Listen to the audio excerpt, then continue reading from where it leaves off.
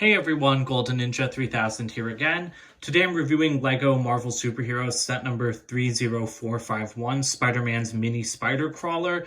This set has 73 pieces, released in 2019, and retails for $4 to $5 in the US.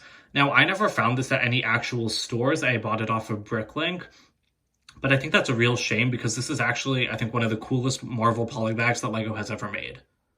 Alright, so this is just the same old Spider-Man minifigure that LEGO has been using since 2012. That's kind of weird because the sets that this was associated with used a new Spider-Man minifigure with dual molded legs. That would have been really nice to see in such a cheap polybag, but I also kind of get why LEGO put the old one in here. Polybags often have weirder minifigures. In fact, I just reviewed a LEGO Ninjago Legacy polybag that had a really weird mashup of like different Kai minifigures. So it makes sense why we're getting this older one here, and it's still a good figure. People like me just got very tired of it because it was used in so many sets for so long. Alright, so the only build of this set is the Mini Spider Crawler. This is obviously a mini version of the larger Spider-Man Spider Crawler set that came out in December 2018. That set featured Sandman and Spider-Man 2099 minifigures. I really liked that set, actually. I think a lot of people didn't. And it did get kind of old because they released a Venom Crawler in 2020 and like a Spider Crawler bike in 2020. So like the gimmick just got kind of overused. But that set was really awesome because when you would roll it along the ground, like all of the legs would move up and down. And like I said, I think that this is a really cool polybag because getting a mini version of that vehicle that is like this big and detailed in such a cheap set is a really awesome thing to see.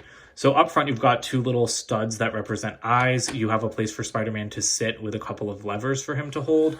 At the back, you have like the kind of spider's abdomen. You can move that up and down, actually, just like you can on the bigger one. I wish I could do a comparison, but I don't have the bigger one here with me at school. And then the legs are quite articulated. So you can see how they're built with like these hollow stud pieces as decoration. That's very nice because hollow stud pieces are so useful. So this is a good parts pack as well. And you get so many hinges as well. But basically each leg can move at the base and then kind of at the knee joint, I guess. That's what I would call it. You can also move, you see these black plates that they're all attached to. Those can also move in and out because you kind of build them like in a straight line like this, and then you spread them out to wherever you want. But as you can see, there's a ton of articulation on this for something so small, and you can really mess around with it and put it in whatever kind of poses that you want. So let me just try to like do something here. Can't really get it to stand up, but yeah, look at that. It's quite articulate, and so that's really cool for such a small set. So you can put Spider-Man in the center, just place him there, and you can put the little levers in his hands. And then I also want to take a quick look at the bottom. I really appreciate just how consistent the color scheme is across this thing. There's no weird colors. Everything fits pretty well. And that's pretty much it for this build. So let's move on to the extra pieces and packaging. There's only a few extra pieces and they're all pretty common.